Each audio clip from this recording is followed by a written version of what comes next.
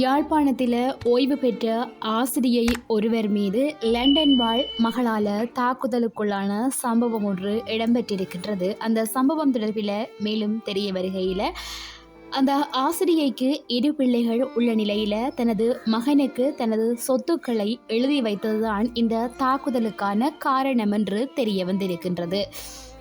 அதாவது இறுதி யுத்தத்தில் முல்லைத்தீவில் கணவனை இழந்த ஆசிரியர் மிகுந்த சிரமத்தின் மத்தியில் தன்னுடைய பிள்ளைகளை வளர்த்து வந்திருக்கிறார். இந்நிலையில் மகள் தாயின் விருப்பமின்றி காதல் திருமணம் செய்து லண்டனுக்கு சென்றிருக்கிறாவாம்.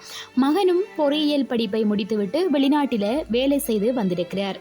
தனது சகோதரி மற்றும் பிள்ளைகளுடன் அவர் வசித்ததாக சொல்லப்படுகின்றது. வன்னியில் இடம்பெயர்ந்து தங்கியிருந்த போது கிளிநொச்சி நகரில் 15 பரப்பு காணி வாங்கி தற்காலிகமாக வீடு அமைத்து தங்கியிருந்திருக்கிறோம்.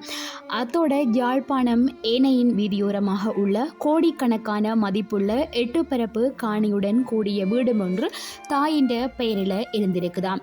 2021ஆம் ஆண்டு பொறியியலாளரான மகனுக்கு யாழ்ப்பாணத்தில் திருமணம் நடந்திருக்குதாம். அந்த திருமணத்திற்கு அழையா விருந்தாளியாக லண்டனில் இருந்து தனது பிள்ளைகளோட மகள் அந்த திருமணத்திற்கு வந்திருக்கிறாவாம். திருமணம் முடிந்த அடுத்த நாளே மகள் தனக்கு யாழ்ப்பாணத்தில் உள்ள தாயின் வீடு மற்றும் கிளிநொச்சியில் உள்ள காணிகளை எழுதித்தர சொல்லி கேட்டிருக்கிறாவாம். ஆனால் அதற்கு தாய் முடியாது என்று மறுப்பு சொல்லியிருக்கிறாவாம். அந்த காணியை நான் யாருக்குமே எழுதி கொடுக்க மாட்டேன் என்று சொல்லியிருக்கிறார். இந்நிலையில் கடந்த சில மாதங்களுக்கு முன்னர் தன்னுடைய முழு சொத்துக்களையும் மகன்ற பெயரில் எழுதி வைத்திருக்கிறாவாம் தாய்.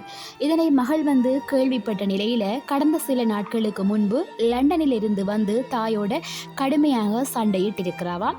அப்போது அந்த வாக்குவாதம் முற்றிய போது ஹெல்மெட்டால் தாய்க்கு அடித்துவிட்டு கணவென்ற சகோதரியோட மோட்டார் சைக்கிளில் தப்பி ஓடி இருக்கிறாவாம்.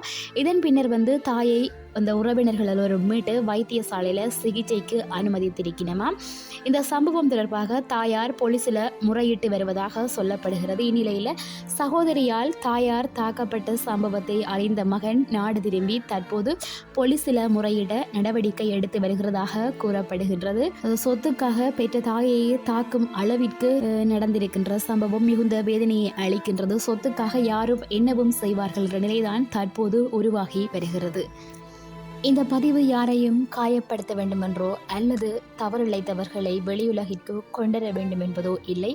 இதுபோன்ற சம்பவங்களும் நாட்டில் இடம்பெறுகின்றன. அதேவேளை இதுபோன்ற தவறுகளை இனி யாரும் செய்யக்கூடாது என்பதற்காகத்தான் இந்த பதிவு.